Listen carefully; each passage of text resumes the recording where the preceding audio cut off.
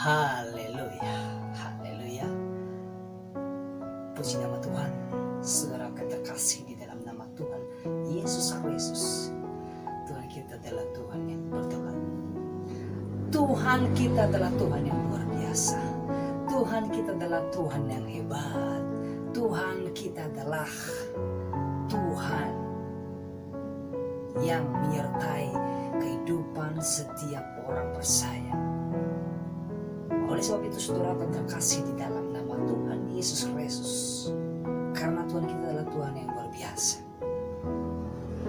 Dia mati bagi saya dan saudara untuk menebus kesalahan atau perbuatan saya dan saudara. Dia menanggung, mati, bangkit. Dia menanggung di atas Kalvari atau di atas salib. Karena salib adalah bagi orang percaya, salib melambangkan ada sumber berkat. Salib adalah sumber mukjizat. Salib adalah sumber pengharapan. Salib adalah sumber kemenangan. Salib adalah sumber kesembuhan. Oleh sebab itu, di salib setiap orang percaya. Pandanglah salib, karena salib adalah ada mukjizat-mukjizat yang luar biasa. Pada waktu Tuhan disalibkan, Dia berkata begini, "Ya Bapa, ampunilah mereka, sebab mereka tidak tahu apa yang mereka perbuat." Apa? Sekalipun kita berulang-ulang kali berbuat dosa, tapi Tuhan memaafkan. Tuhan pengampun. Sudahkah kita memaafkan? Sudahkah kita mengampuni? Tuhan kita adalah Tuhan yang memberikan pengampunan kepada saya dan saudara. Bukan di dalam arti Tuhan sudah mengampuni saya dan saudara, lalu melakukan dosa hal yang sama. Tetapi yang Tuhan mau, hiduplah dalam kehidupan yang baru. Terimalah kejamahan Tuhan. Ubahlah hidup, ubahlah pandangan, ubahlah kesedaran. Pandanglah salib, karena di salib adalah ada kemenangan-kemenangan yang luar biasa di dalam Tuhan. Tapi sebagai orang percaya, sebagai orang yang tahu akan Tuhan, sebagai orang yang hidup dengan Tuhan, sebagai pengikutnya Tuhan, sebagai ahli warisnya Tuhan, ketika kau memandang salib, saya berkata bahwa ada berkat-berkat yang luar biasa. Ketika kau punya pergumulan, punya tantangan dan tantangan, tetapi pandanglah salib, karena di atas salib adalah ada sumber hidup, ada sumber berkat. Karena di atas salib adalah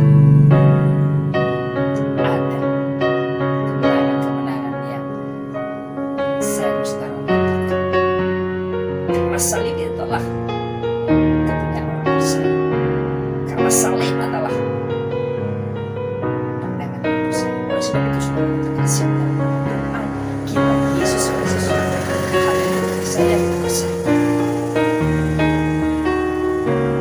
pada saat ini dimanapun saudara berada, ketika engkau punya pergumulan, ketika engkau punya tantangan-tantangan, tapi yakin dan percaya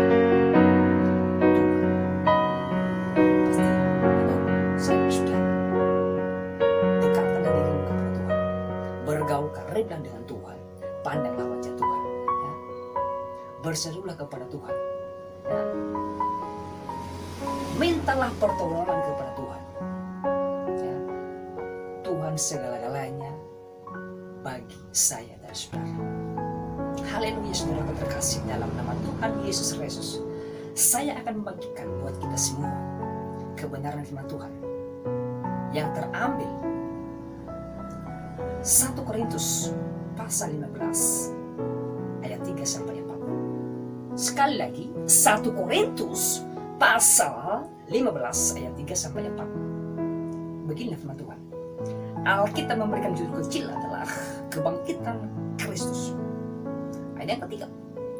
Sebab yang sangat penting telah kusampaikan kepadamu, yaitu apa yang telah kuterima sendiri, ialah bahwa Kristus telah mati karena dosa-dosa kita sesuai dengan kitab suci, bahwa ia telah dikuburkan, dan bahwa ia telah dibangkitkan pada hari yang ketiga sesuai dengan kitab suci. Ini firman Tuhan yang luar biasa.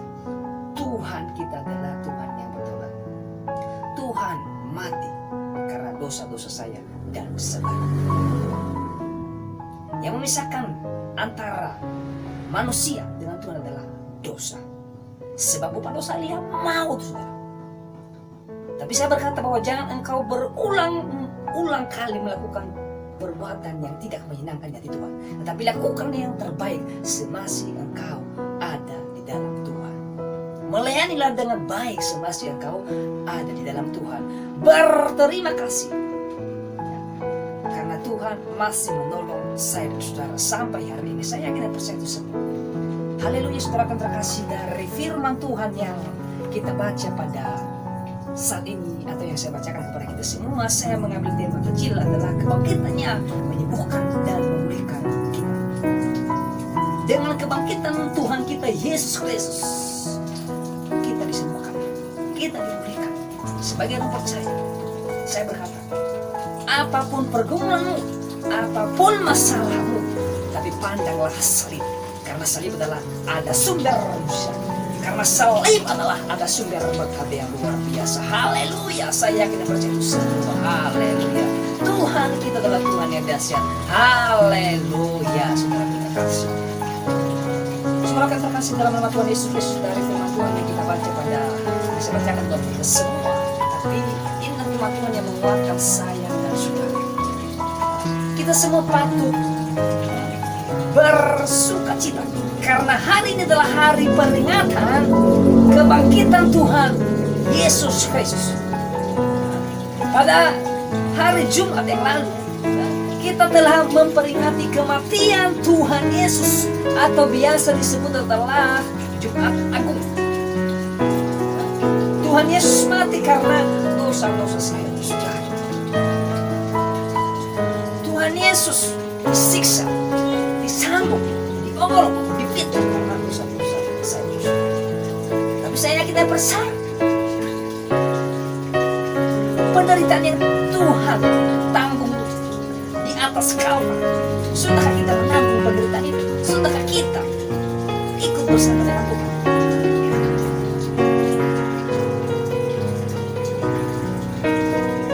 Tapi saya berkata, ketika engkau jauh dari Tuhan 2020, saya berkata bahwa 2021, dekatkanlah diri kamu kepada Tuhan.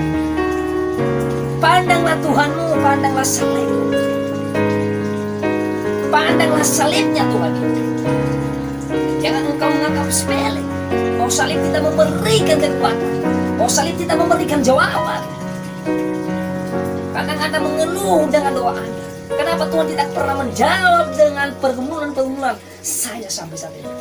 Ada apa? Tapi saya berkata kepada saudara semua, ketika engkau memandang salib, bahwa pengharapanmu, sukacitamu, kemenanganmu ada di dalam Tuhan. Dengan kebangkitan Tuhan kita Yesus Kristus, sekali lagi saya ingatkan, kita disembuhkan, kita dipulihkan. Dipulihkan dari belenggu-belenggu maut. Roma pasal 3 ayat 23 berkata, saya bacakan buat saya, buat kita semua saudara terkasih. Roma pasal 3 ayat 23.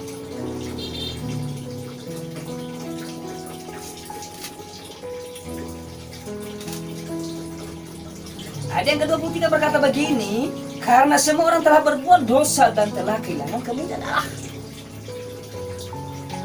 Yang memisahkan saya dan saudara antara Tuhan adalah dosa atau maut. Ya. Artinya Tuhan mati untuk menggantikan saya dan saudara. Dia mati bukti bagi saya dan saudara untuk menebus kesalahan saya dan saudara. Kalau kita melihat proses kematian Tuhan Yesus, saudara akan terkasih dalam nama Tuhan Yesus Kristus. Kalau kita renungkan tentang kematian Tuhan kita Yesus Kristus pada Jumat Agung yang lalu, sesungguhnya ialah kematian yang sangat mengerikan, saudara. Ya. Dan Tuhan Yesus sangat menderita oleh karena saya dan saudara. Dia menderita, menanggung dosa-dosa saya dan saudara. Dan pada akhirnya Tuhan Yesus tergantung di kayu salib dengan tubuhnya yang penuh dengan luka-luka yang mengalir darah, saudara. Ya. Darah karena cambukan, darah karena diberi narkoba. Tulis. Darah karena tangannya dan kakinya dibakar. Darah karena dia jatuh memikul salib. Makanya saya berkata bahwa dengan kebangkitan Tuhan kita Yesus Kristus, kita dibangkitkan, kita dipulihkan, kita disembuhkan. Tinggalkan dunia lamamu. Sebagai orang percaya, bukan orang percaya KTP saja, Kristen KTP, jauh dari Tuhan, tapi 2021 dengan kebangkitan Tuhan kita Yesus Kristus, saya percaya engkau dipulihkan. Setiap masalahmu, ketika engkau memandang salib, kalau kamu dapat kemenangan-kemenangan, berkat-berkat yang luar biasa, sumber segalanya hanya salib. Tuhan Yesus yang mati karena kehabisan darah, dan di dalamnya ada nyawa, saudara terkasih. Ya, Tuhan Yesus memberi nyawanya, ya, buat saya dan saudara, dan dia sangat menderita yang luar biasa. Saya sering bertanya, mengapa Tuhan Yesus mati dengan cara demikian? Mengapa tidak cara yang lain yang lebih manusiawi? Ibrani menjawab. Ibrani berkata seperti ini. Ibrani pasal 9 ayat 22. Ibrani pasal 9 ayat 22. Dan hampir segala sesuatu disucikan menurut Tuhan dengan darah, dan tanpa perumpamaan darah tidak ada kebenaran. Artinya, setelah yang terkasih, Tuhan mengampuni sesama saudara. Sudahkah kita mengampuni sesama kita? Sudahkah kita memaafkan sesama kita? Kebangkitan Kristus adalah sebuah fakta sejarah. Ini bukan mitos, saudara. Ini bukan legenda. Apalagi kabar angin yang berdasarkan bukti, ya, menunjukkan kebenaran kebangkitan Tuhan kita Yesus Kristus. Alkitab sudah menubuatkan, saudara, ya, di 1 Korintus pasal 15 ayat 4. Ya. 1 Korintus pasal 15 ayat 4. Beginilah firman Tuhan mengatakan bahwa ia telah dikuburkan dan bahwa ia telah dibangkitkan pada hari yang ketiga sesuai dengan kitab suci, saudara. Ya. Itulah artinya, saudara terkasih, kebangkitan Tuhan kita Yesus Kristus. Ya. Pada waktu itu ada lebih dari 5.000 orang, ya, yang menjadi saksi mata, termasuk Petrus, biasa disebut dalam bahasanya teologi adalah Kefas, atau bahasa kita adalah Kefas, dan semua rasul-rasul lain, termasuk Paulus sendiri. Oleh sebab itu, dengan kebangkitan Tuhan kita Yesus, saya yakin dan percaya dimanapun orang percaya, dimanapun saya dan saudara berada, tapi saya berkata, pandanglah salib, karena salib adalah kesembuhan orang percaya, karena salib adalah kebangkitan orang percaya. Jika engkau jauh dari Tuhan 2020, tetapi saya berkata bahwa 2021 dengan kebangkitan Tuhan kita Yesus Kristus, sampai dia memikul salib, sampai dia memikul kru, Kalau saya berkata engkau disembuhkan ketika engkau memandang salib. Pandanglah Tuhan, bergaul kariblah dengan Tuhan, komunikasi dengan Tuhan, baca Alkitab setiap hari, renungkan firman Tuhan bukan hanya sebagai pendengar saja, tetapi berlaku kebenaran firman Tuhan. Apapun yang keluar dari bibirmu, dari hatimu itu berasal dari Tuhanmu, bukan dari dunia. Ketika engkau punya masalah, tetapi saya berkata bahwa pandanglah salib itu. Bacalah firman Tuhan, renungkanlah firman Tuhan. Karena firman Tuhan itu yang menguatkan saya dan saudara. Karena firman Tuhan itu adalah yang memberikan jawaban-jawaban yang luar biasa.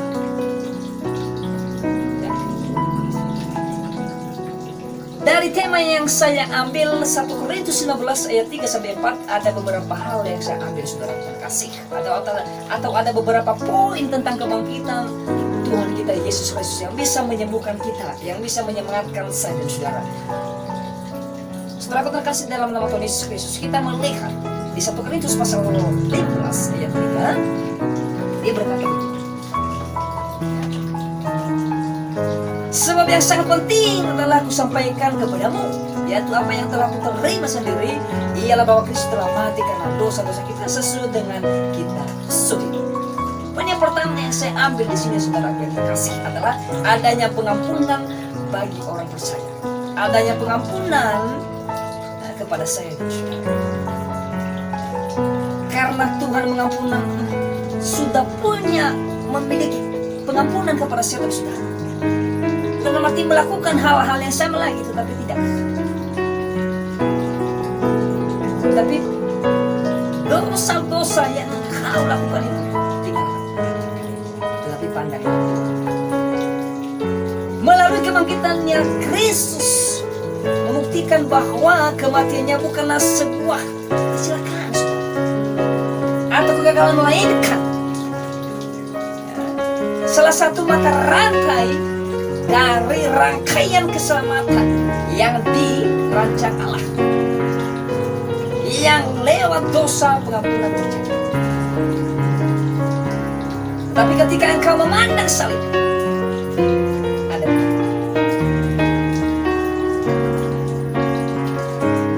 tapi ketika engkau berseru di atas salib, ada salib pada keselamatan.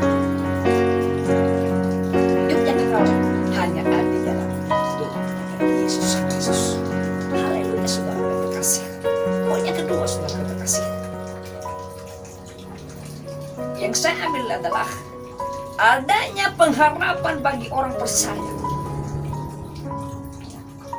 Kita punya pengharapan sebagai orang beriman. Kita punya harapan ketika kita memandang salib. Ketika kita dengan kebangkitan Tuhan kita Yesus Kristus, kita disembuhkan.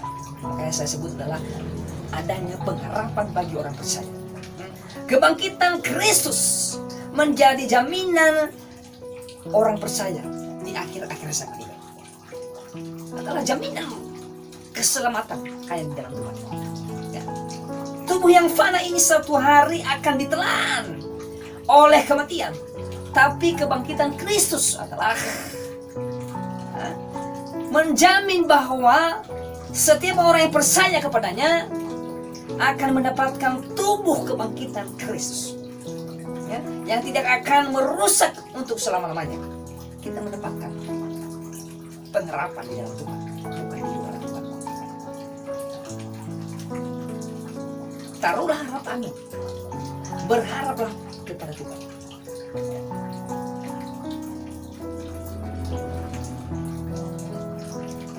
Poin yang ketiga saya ambil di sini saudara terkasih dalam nama Tuhan Yesus Kristus adalah adanya kemenangan dalam kehidupan orang percaya. Adanya kemenangan dalam kehidupan orang percaya. Kebangkitan Kristus telah mengalahkan kuasa maut, sehingga maut tidak lagi menakutkan bagi orang percaya, yaitu adalah saya dan saudara. Melainkan menjadi gerbang untuk menuju kepada hidup yang kekal. 1 Korintus pasal 15 ayat 54 sampai 58. Saya bacakan buat kita semua saudara terkasih.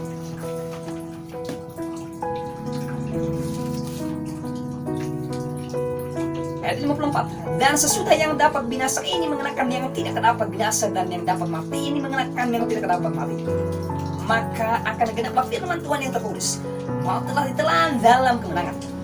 Hai maut, di manakah kemenanganmu? Hai maut, di manakah semangatmu?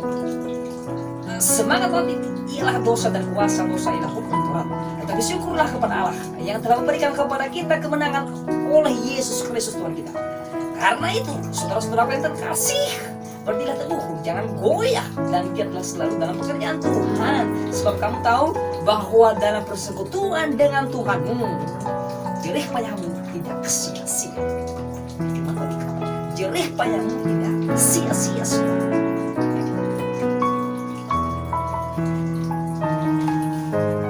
Masih banyak orang pada masa kini, saudara, yang belum mengalami kuasa kebangkitan Tuhan kita Yesus Kristus. Kehidupan mereka masih dicekal oleh rasa ketakutan, rasa kepanikan.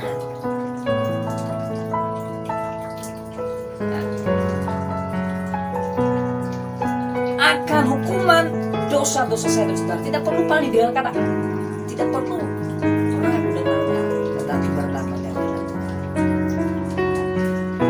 Karena damai dan ada sukacita.